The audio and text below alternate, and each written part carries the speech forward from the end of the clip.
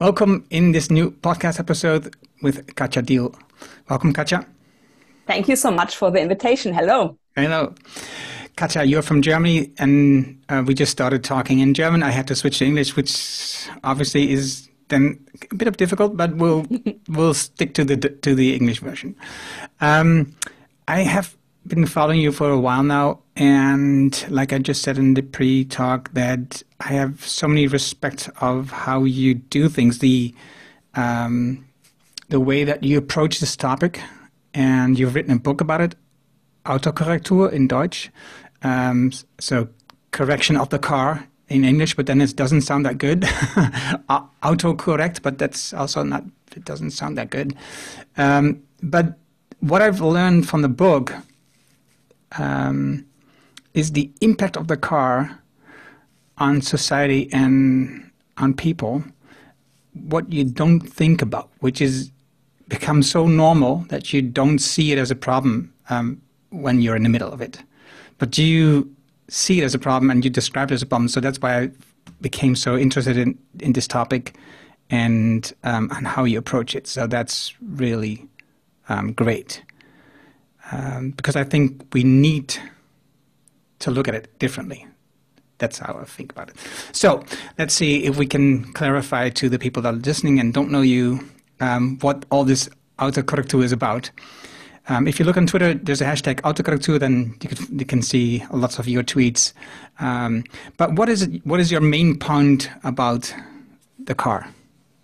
Yeah, the problem that I'm facing is that I'm working as a professional, like I think I'm old enough to say like 15 years in public transport, car sharing, consulting of cities and communities, everything beside car business.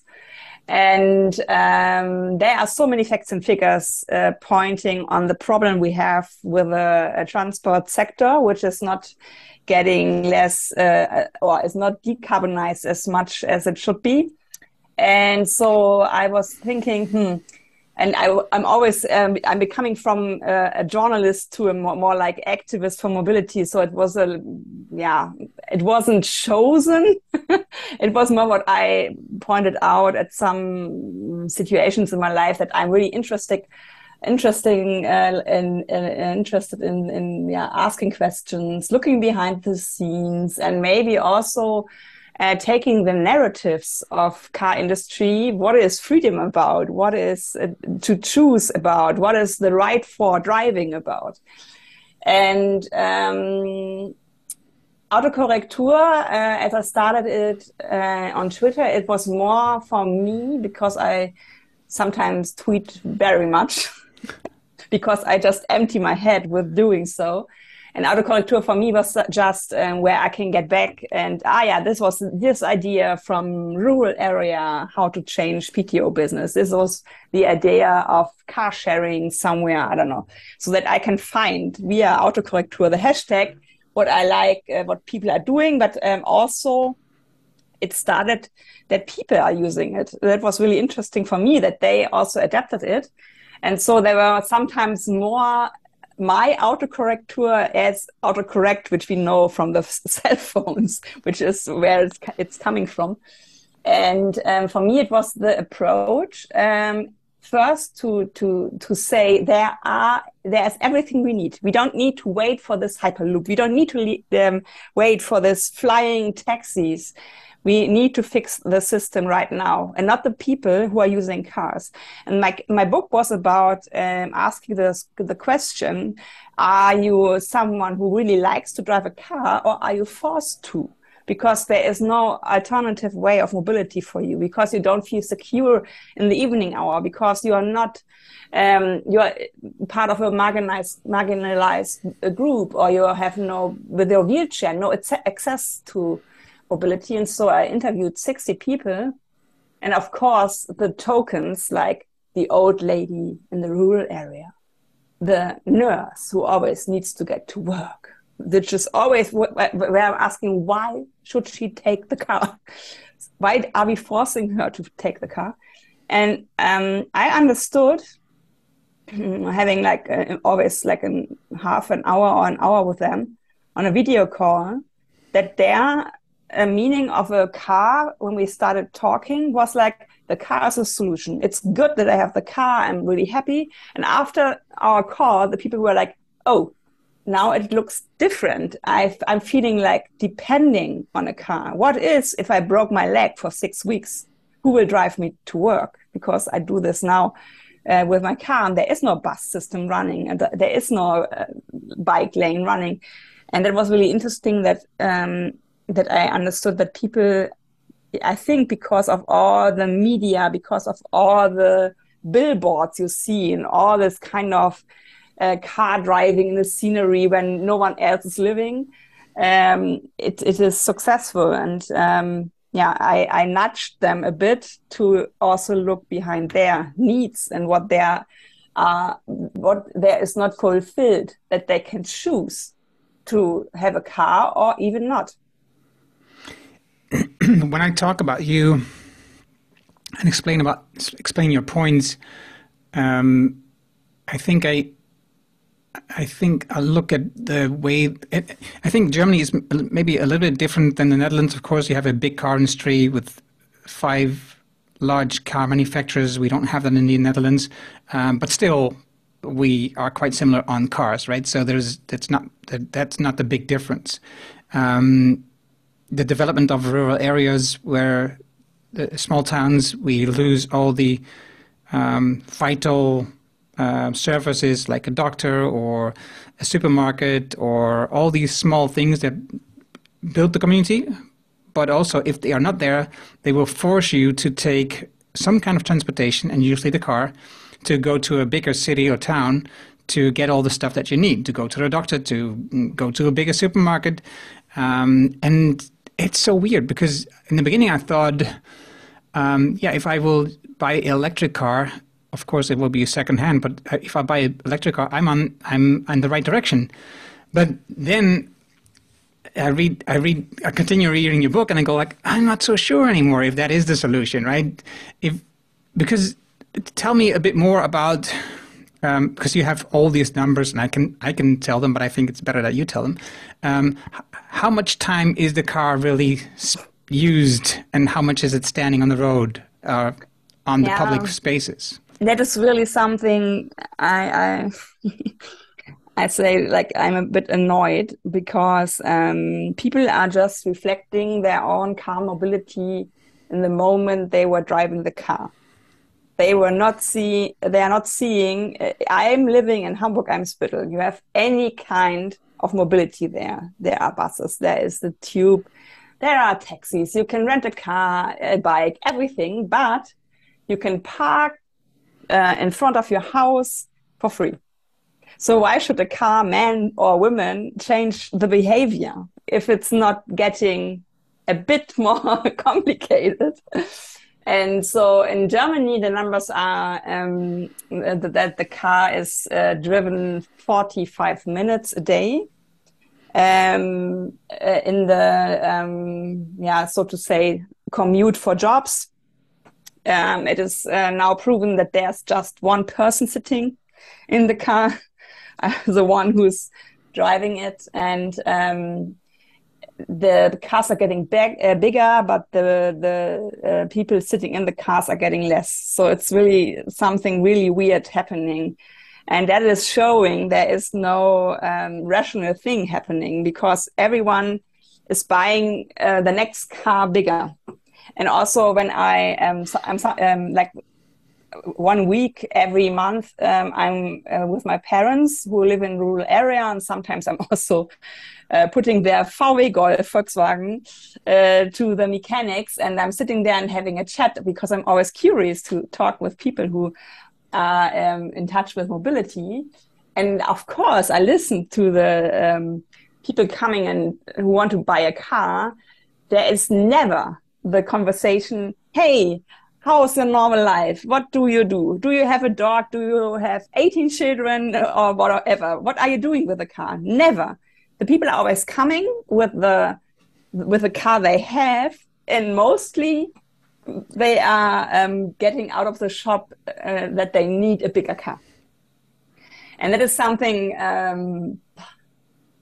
I see so many problems, because when to stay at Hamburg-Eimsbüttel, when I leave my house, I sometimes feel that I'm living in a trailer park, because there are so many bullies now, and like for going to the sea once a month, or it's like going to something where even more walls are existing in the outside of my house. So I don't have a feeling. I don't feel secured. And I've been on this 4 weeks Interrail trip, and also there are sometimes I'm not a small woman, but sometimes they are higher than my head, the cars. And it is something, even if they are parked, they make me feel insecure, because I can't look above them. I can't look what is behind. I have to step beside these cars and got to have a look like a turtle coming out. Oh, is it secured? Can I go? And I always imagine like a 3-year-old is even more insecure in this system. And that is something, of course, you can stress all the numbers, and you can stress that that the pollution of the transport sector is the same since the 90s, even though the technique has become better, and even though we are now making inches of coming forward with full electric, but the cars are getting bigger, and of course there are more resources in these cars. And I think I have this connection to the global south, where all this stuff is now happening with the heat waves, and we are causing this, and we are the ones who need to change. And I can't really, grab this problem, because it is so complex and there are so many layers. And I sometimes say mobility change is a thin layer, but underneath is sometimes that people want to feel bigger in a car, that people want to feel secured in a car, that people want to ride their children to school because outside it is so dangerous because of the cars. So 45% of German children are not outside every day, because they are shuttled from room to room to room. And they are always with adults, because I was born in the 70s, and I had this childhood. Someone was ringing and we got away, and mom was saying, come back if it's dark. It was the only thing. It was the only limitation I got. Of course I fall down. Of course I got itches and scratches. And that was something that I can feel myself, I can grow myself, I can risk things. And it is something we stole from the children of nowadays. There's no one playing beyond my house. They are all in kindergarten, they are all at the gardens, they are all at the flats. And that is really a pity, I think. And so that's the same that you read in your book. There's so many levels on this topic.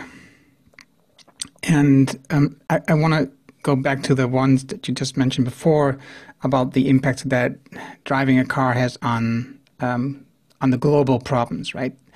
Like you mentioned, I remember this article a couple of years ago that TVs are getting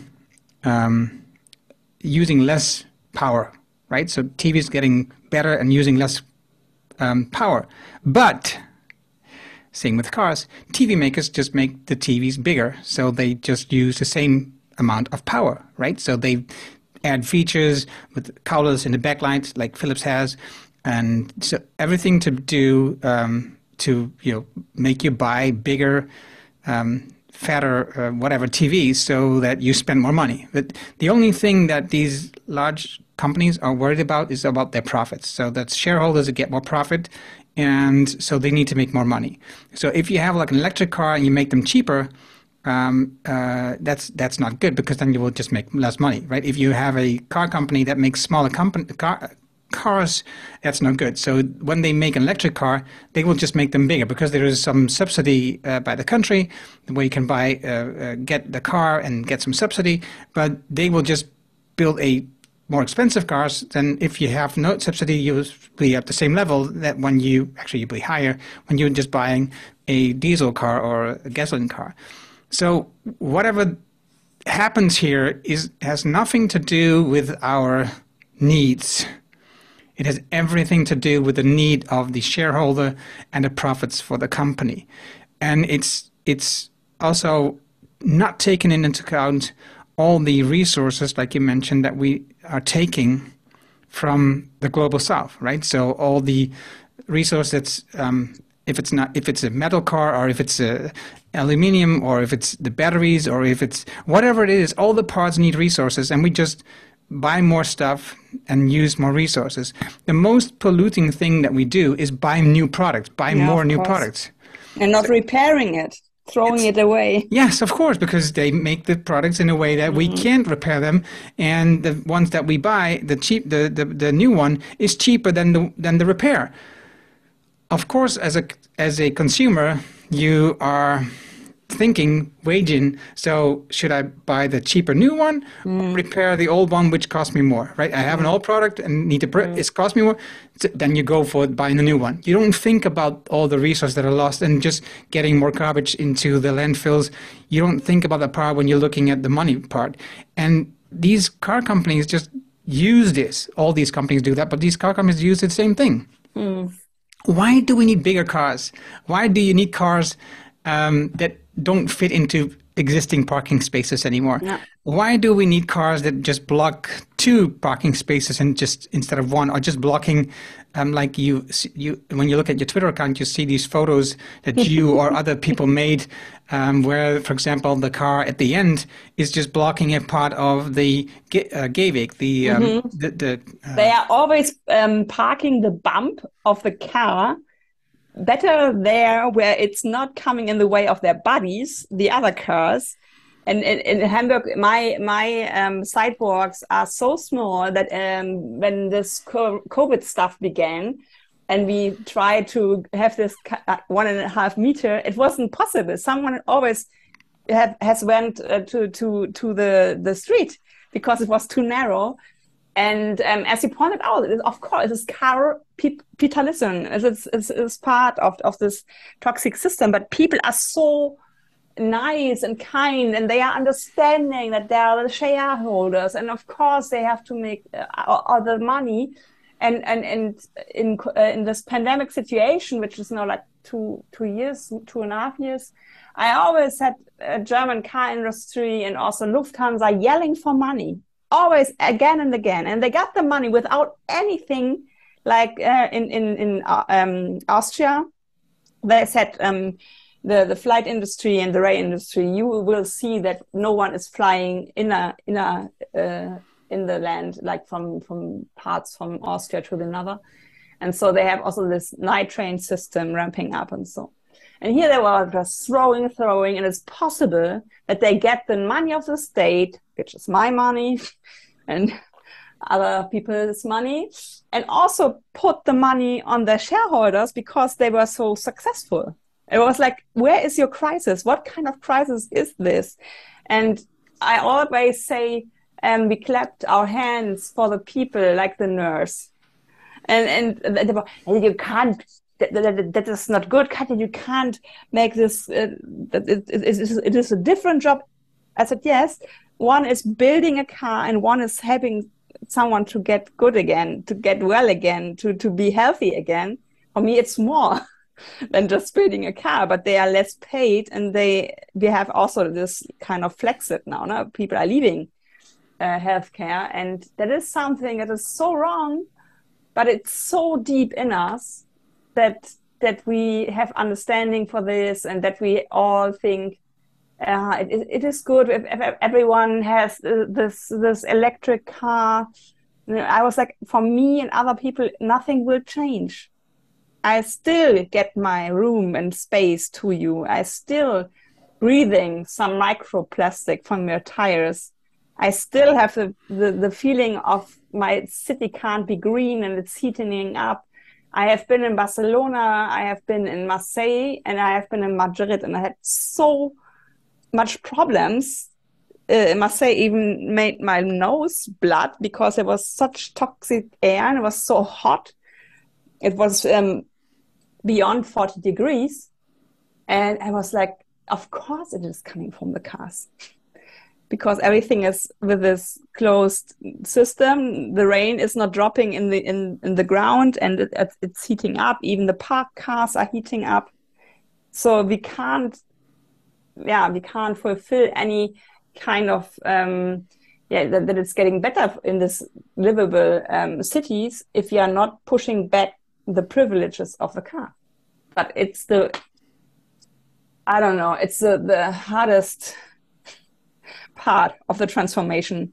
If you have asked me like 10 years ago, yeah, what do you think agri industry, it's really an industry itself, I would say, yeah, that's really, really a strong topic. But they have cut down their carbon like 40%. And transport is like, and it's also getting more. And I was like, I really, for me, it's so easy. I call it my Greta Thunberg moments sometimes when you're standing there and I think, but it's so obvious what we got to do. Eh? Do I really have to point it out? So, yeah. Do you think, why do we call a car freedom? Why do we see a car as freedom? Because we don't see that this freedom is coming from other people's freedom. We don't see that if we are driving this car, that we might be injure someone, kill someone who is a pedestrian. It is hard to say, and some people even are getting angry with me, but still 7 to 8 people are dying every day on the streets of Germany. 80 are severe injured. We all know that severe injured can also end up alive. And 113 persons are traumatized by every man or woman dying in the streets, of course, because it's from beginning from the people who are trying to save them on the street. It's just like colleagues, friends, and family. So if you are a cold-blooded person, you also need to say, whoa, that it's 1.5 million every death is causing to our system. But people are even not cold-blooded and even not warm-blooded. For me, sometimes it is really mental load because I speak to some of them. They try one family lost a grandma and a 4-year-old son in Berlin. And they tried to ban this huge SUVs who can run 260 kilometers. They tried to ban them from the city because their loss they won't, other people see the same loss, but they failed. It is allowed with such a car. And that is sometimes when I see these technical guys being totally in love with the cars, and I'm asking, why can't this car see that is an epileptic? It was really, the man couldn't help himself, but why does this car not see? This one is trying to get full of power in a city where you are just allowed to drive 50 kilometers an hour. And there is something I can't understand, that machines are allowed to do so, because it is always possible that you will have such an accident. And that is why I can't see the freedom when you cut down the freedom of other people. For me, the freedom that you are giving yourself needs to end where it is hurting or touching other people's life. Yeah, and you write in a book about, and I can see it, if you have an accident between a car and a pedestrian, it never ends bad for the car. It always ends bad for the pedestrian. So, and the funny thing, of course, is that it's not funny. But the weird thing is, of course, that when you drive the car, you don't feel that, right? You don't feel that you possibly might injure a pedestrian, but it happens. Mm. We injure pedestrians, we injure bicycles, people on bicycles, and it never ends well for them. It's always, the car is so many kilos, it's like 1,000 or 2,000 kilos. It's always so much more power than a small person of like 70 or 80 kilos.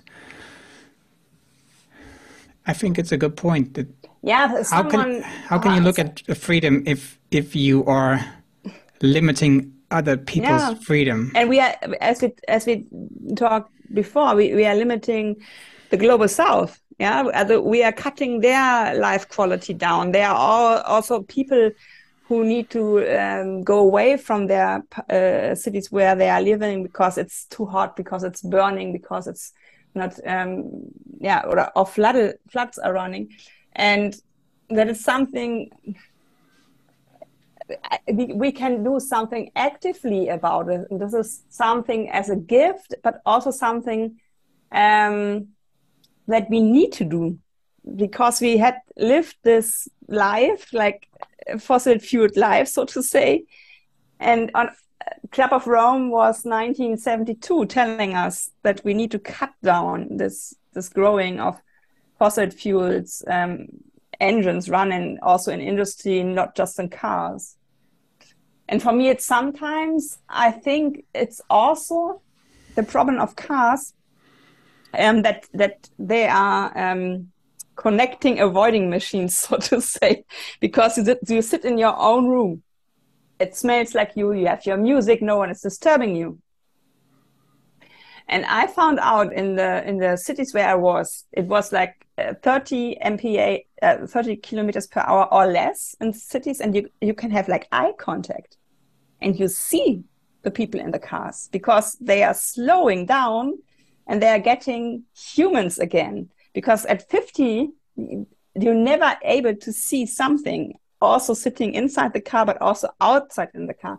And for me, sometimes I think we are such nice social livings. Maybe the car is putting out the bad in us, and we are depersonalizing.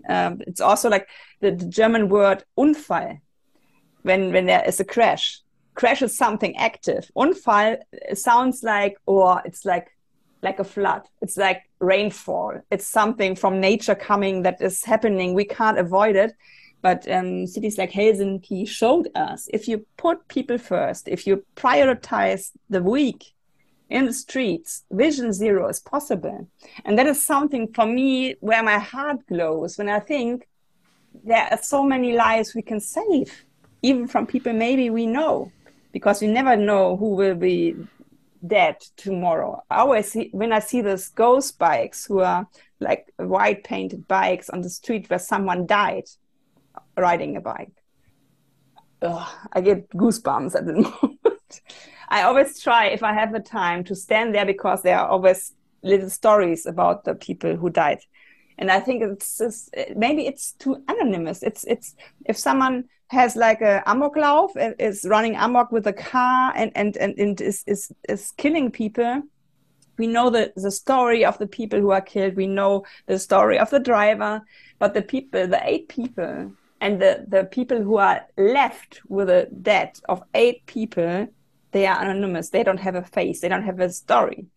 And here in Berlin, where at the moment there is a newspaper sometimes writing about the story about dead people, and there was this nurse who was killed because someone was parking on the bike lane.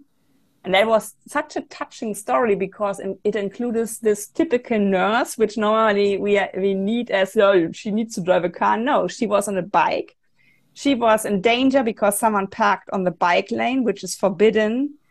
And of course, the lorry coming and killing her, the driver, and she, as a dead person, it's something, you destroy lives, which is avoided. And I can't understand why Vision Zero is not taken for serious in Germany. We still don't have a tempo limit.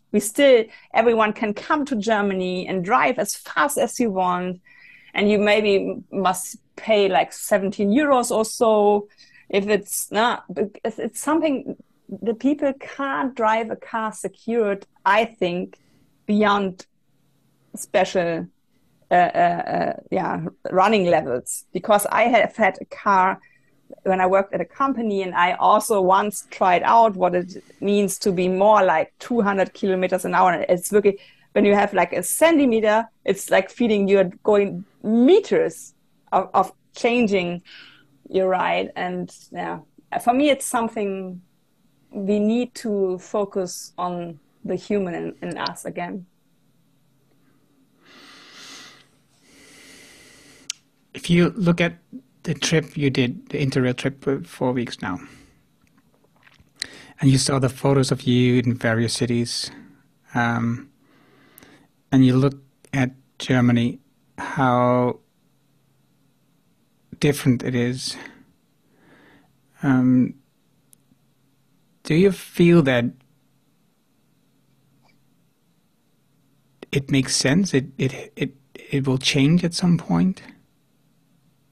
I think I always telling the story, you can now decide whether you want to be the changer or whether you want to be changed, which is always not so nice when you are forced to change something.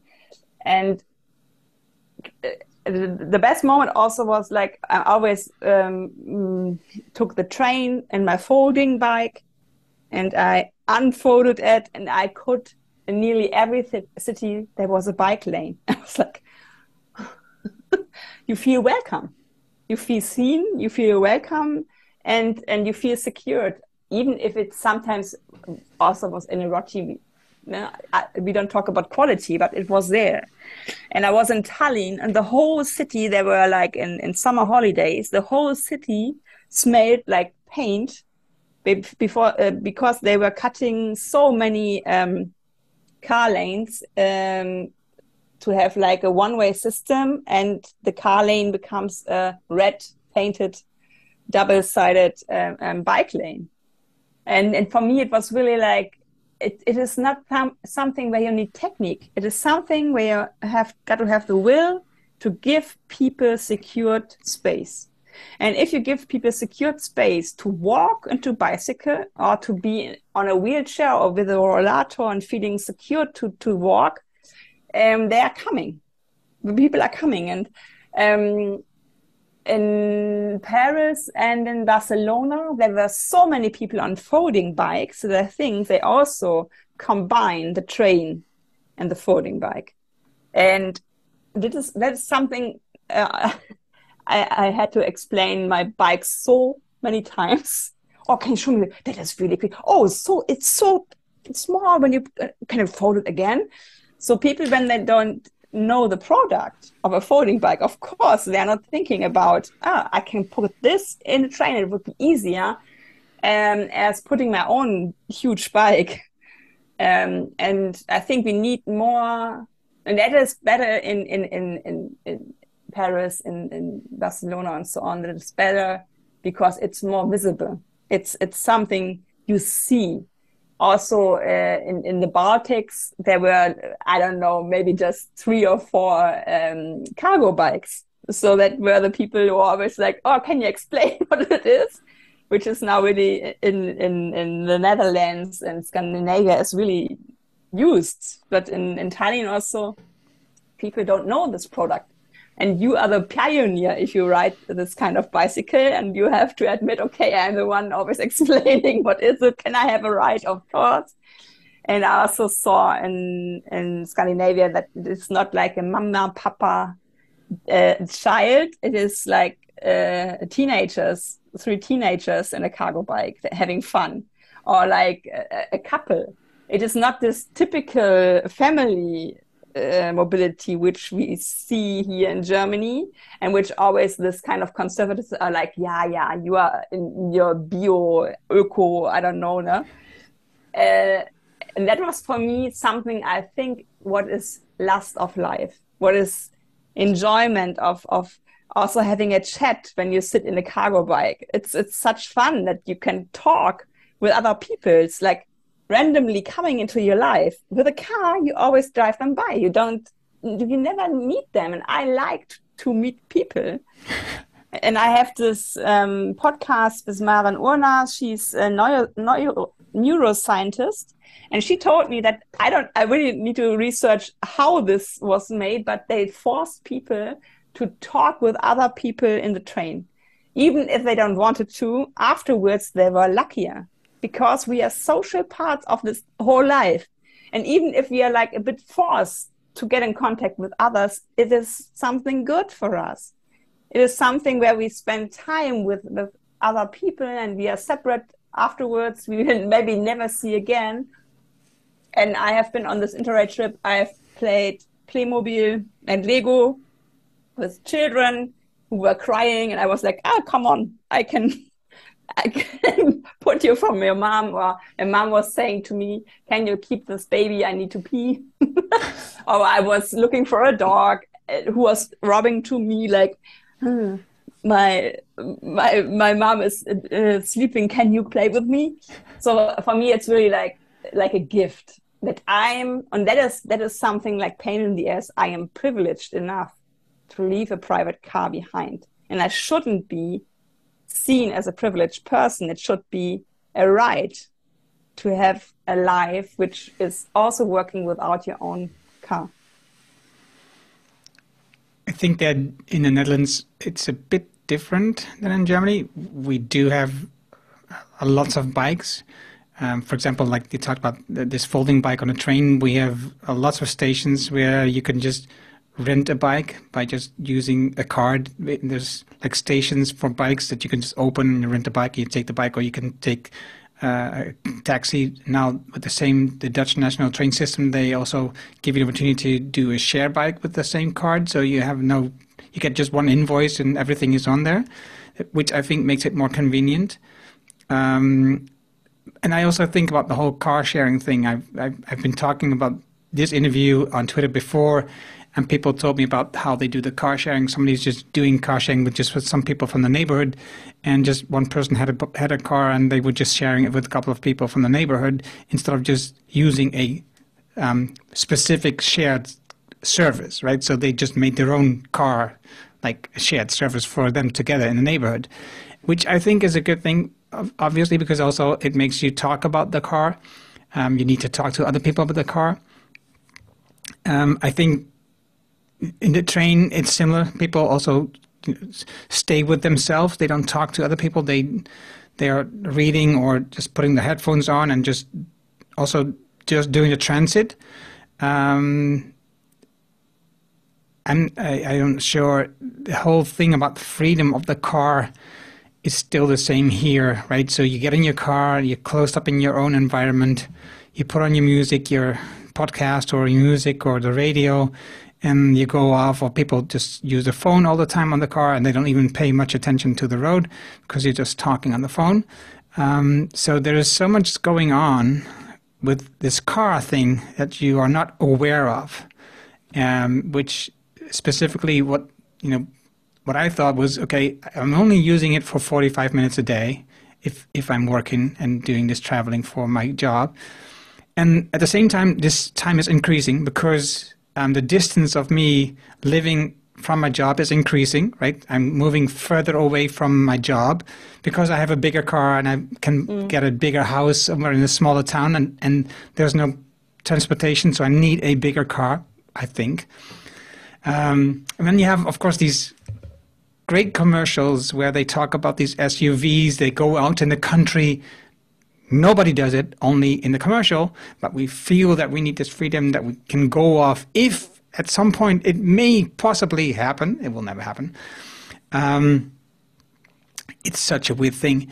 And then I'm just thinking about this. We were just going back last year through this, I forgot the name, this German city that was flooded with the river that was just crossing through the...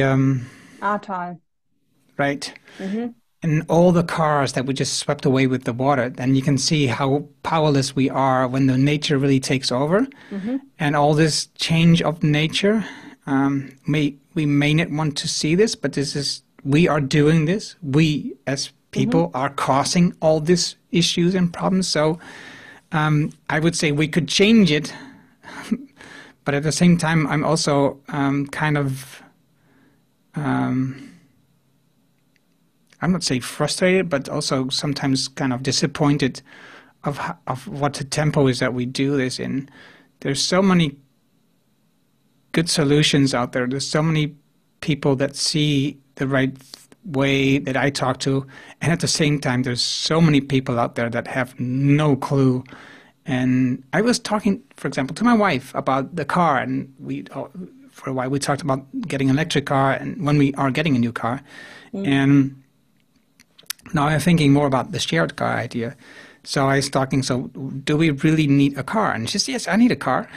So even in my neighborhood, right, in my own family, it's difficult to talk about this topic. But also at the same time, when I read your book and I talk about it with other people and I talk about it with you, I get more used to the idea, and I talk to other people and they get more used to the idea. Every time there's a small step that you take, every time when you are on Twitter showing a photo of a city which they changed to a greener part with more trees and you can see the difference in temperature, every time there's a small thing, you influence maybe 1 or 2 people, and it's enough. It's a small splash in the water which will cause ripples in the end. So I don't know. I'm kind of That is nice that you're saying this, because people sometimes deny that I'm reaching any kind of change.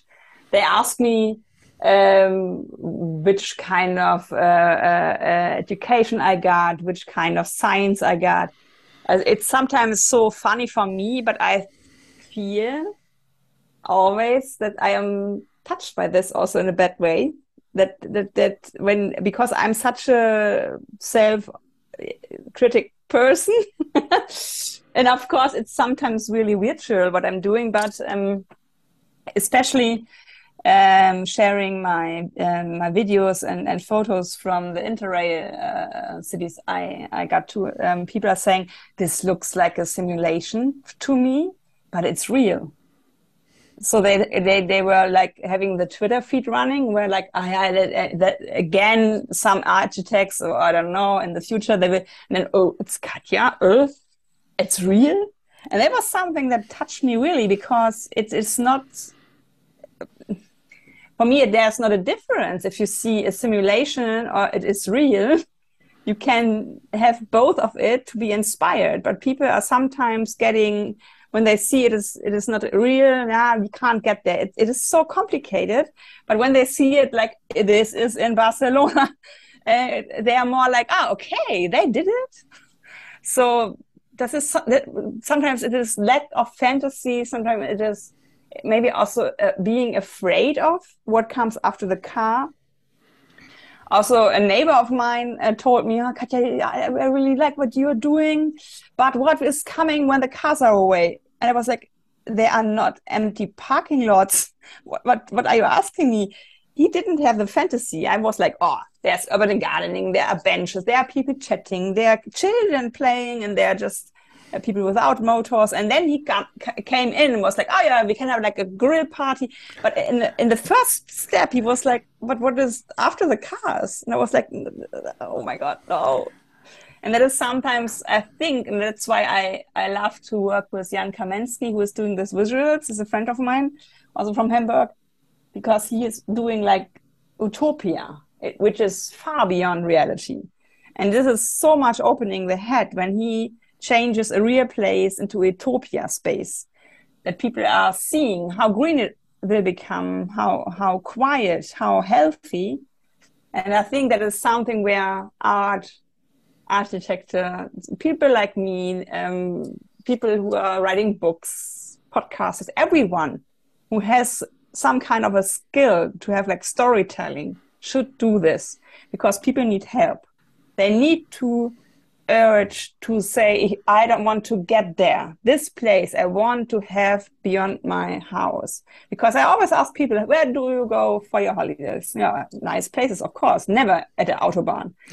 And I was like, yeah, why are you just going for holidays? Why don't you want that this holiday is when you're opening the house door?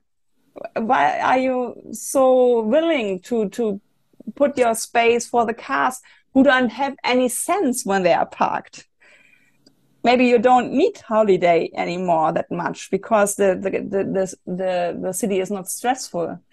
And it's something where I always see that people are really used to be under the car, to be like not so important as a car.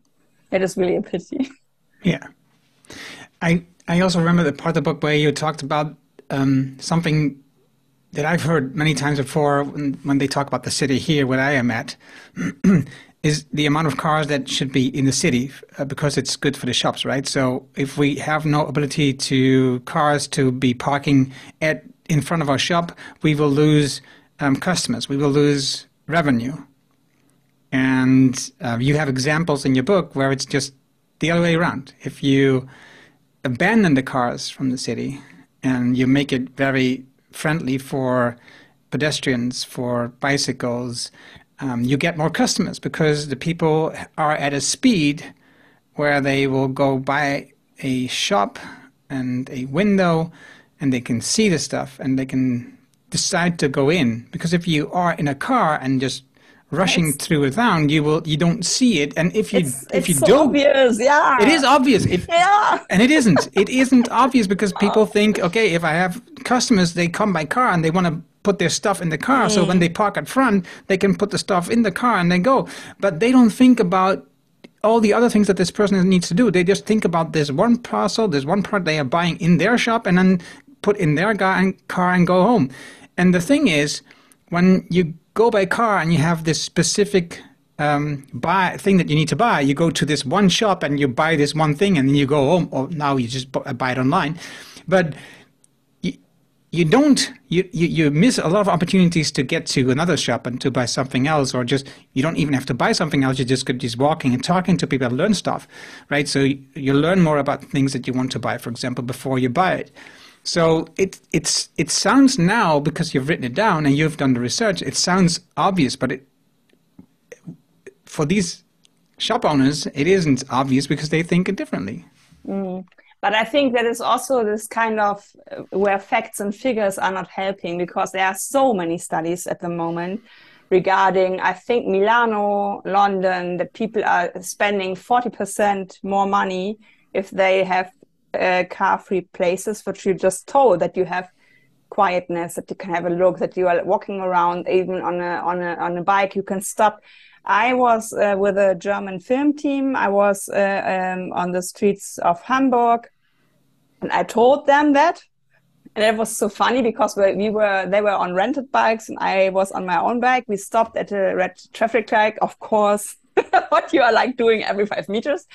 And beneath us, there was a lady on a bike, looking into a window, going to the window, putting the bike in front of the window and going inside the shop. And I was like, have you seen this?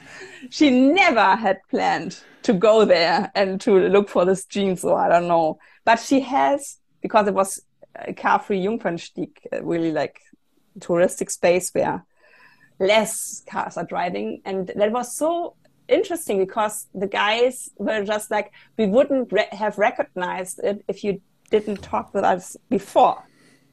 It was for us just, yeah, that's what she told us like 5 seconds ago. Yeah.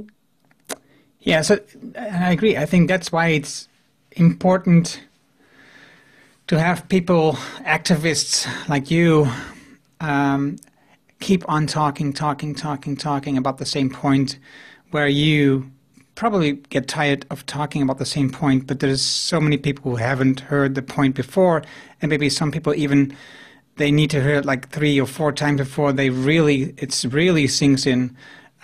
So I think it's really important, and I really admire.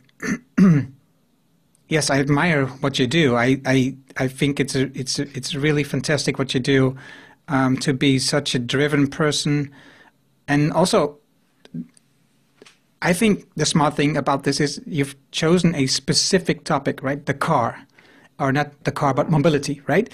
And there's so many topics we could talk about things that need to change in the world that cause these floods, buying products, flying. There's so many things that we could talk about, but just choosing as one topic, the automobile, the mobility of the people, where the car plays at the moment a central role, and we can change the whole idea. That makes it just so that we can grab it, and we can listen to you and work with you and understand what you're talking about, because it's a specific topic that makes it very clear. Even though all the problems that we just talked about in the beginning, that's behind this, right? The resources, plastic particles, everything that's even behind that, right? By just talking about the things you just mentioned, right? Somebody's going into the shop and just buying something because they were on the bike. They wouldn't have otherwise done that. So, yeah, I think it's amazing what you do and the energy that you put into this. And I look at the comments that you get. So the amount of negative energy that you are forced with and dealing with, it's just unbelievable, and that you're still able to continue. And I understand now there's no other way for you, probably. Yeah, and it is something, of course, I have days when I'm feeling really the only one in the world who is trying to fix this. Because it is not normal that people are more criticizing than they say, oh, you really changed my mind. And it is something I'm also working on, that I tell people when they inspire me and when I like their work. And for me, it's something like this. I started She Drives Mobility as a podcast, and then it came out also to be my business, so to say. And it was mostly 4 years ago in November. And it is such a gift, even being in touch with people like you. I would have never met you all before, because we are all working on changing things for the better. And I'm now in a community where I can say, I want to change the world for the better.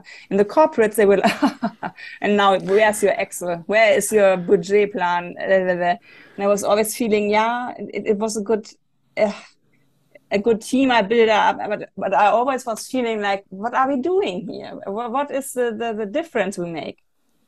And it always came out that people see me in this corporates like the Greenpeace girl who is trying to save whales. I always was putting water on them, and everyone like, what she's doing. And now I'm totally, I don't need work-life balance. I'm searching for work-life balance because I have a mission, and I have to respect also that there is no, okay, the shit is done. Now I can go anywhere and stop working. It's never over. I always see the problems. I always see, on internet, I see, they are making so much. Why are we not making it in Germany? And I talked about with our Krauthausen, he's also an activist for inclusion. And we came to this point that there's never an end. There's always work to do. And that is something where you really need to be more resilient to yourself. Also, that you stay healthy in the kind of mental load. And also that you have to decide your fights, which always come to me. I'm not searching for fight. But I'm getting also a bit like, Katja, this was not so good. You shouldn't choose this fight. It was more like an energy sucker than an energy giver. Next time you will do it just in one sentence. So I learn every day. But it's communication. It's always about narratives. It's always in seeing how people are touched with a kind of language I try to find where I can open minds and hearts. I still have questions. I won't ask many more questions, but I have one thing that I'm curious about. Because you are, like me, an independent professional. So you work on your own, you have your own business, and your business is you. It's the work that you do, but you are the business. And when you quit your job, I can imagine it was difficult to see how you could, because now you're at this this phase where you understand there's always work to be done, and there's, like you said, there's no life-work balance because this is my life. Everything is what I do now, and I see I can always find work, and there's always work to be done. But in the beginning, this must have been different. How did you work through this part as an activist and finding your path? Yeah, that is also something, it's nice that you pointed out, because it's always a struggle for me. I am talking with many activists, and it is always like you should live from the air and the love the people gave you, not about money. If you're earning money, you're not an activist. So I was like, okay, so I'm maybe not an activist. And so people are always putting me into boxes, and then, consultant, that you're too activistic for it. I was like, yeah, for me, I'm Katja, come on. Yeah, you need a title. And so I was really like having fights about it, because in one of my newsletters, I was telling the people I will earn money in this year, and I will earn good money for me, and I will live good from my business, because you would have had the same with the pandemic situation, everything crushing down. And I, of course, mostly I live from having speeches, and that was something not possible. And it was always something interesting, because I put another guy, a flatmate, into my flat in Hamburg to spare money. And I was like at the first one, I was totally in shock. And I was anxious, and I was, oh God, where can the money? I'm just having the first steps. Ooh. But after some time, people told me, see it positive, and they're right. You're still there. You're not looking for a job. You're not trying to make compromise. And that was really true, because I stayed there, and I have gone to this kind of really deep hole.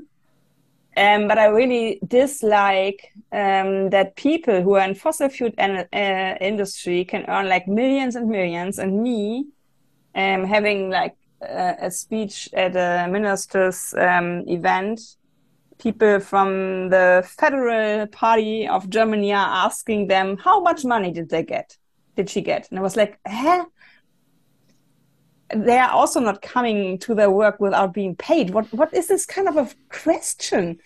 And afterwards I can laugh about it, but in the first moments I'm like, are you fucking kidding me?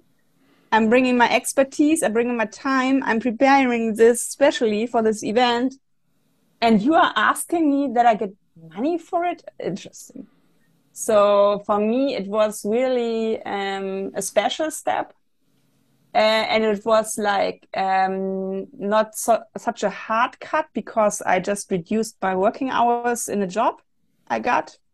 I worked for a startup in a mobility business, and they really, that was the really first new work experience I ever got, because I could work in the night or in the morning. They were just like looking, what is the outcome?